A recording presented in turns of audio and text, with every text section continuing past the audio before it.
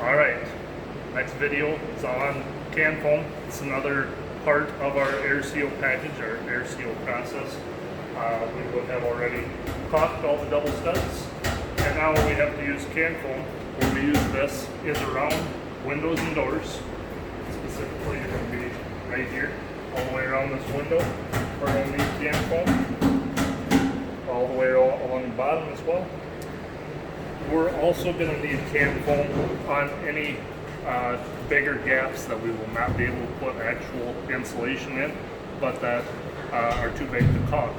For example, in this house, there's a space right here that we will not be able to get actual insulation in, but it's too big to caulk, so we will can foam this cavity as well.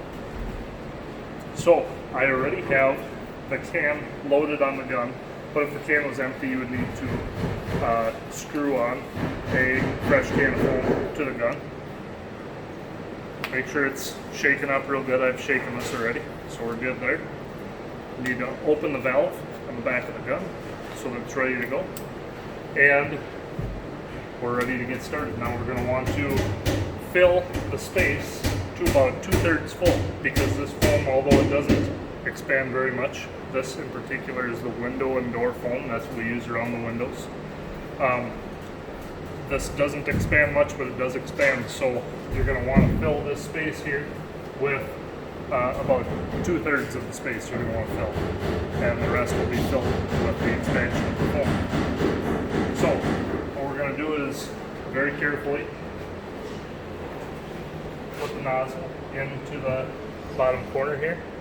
Start off slow at first. So when we dispense, right now it's dispensing pretty fast, so I'm going to close the valve down just a little bit so it doesn't come out quite as fast. So that's about right. This is a little bit smaller cavity. We'll stick it in here. Slowly work our way up.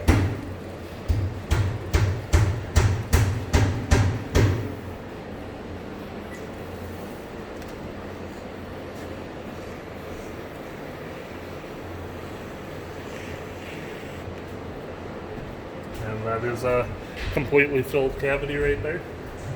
We're going to want to go all the way around that window, make sure it's sealed properly. And then after we're done, if we have a lot of excess foam here, after it dries a little bit, we're going to want to trim it off with a knife very carefully. Make sure that you don't do anything that would get this foam on the windows or on the parts around the windows that are finished. We want to make sure that we keep it clean and looking good. One spot that I will show over here.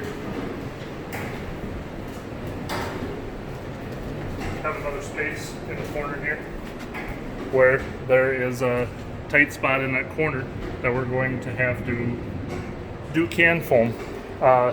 Just something that we're going to have to consider on any house potentially as we go through it, that there's going to be extra cavities here and there.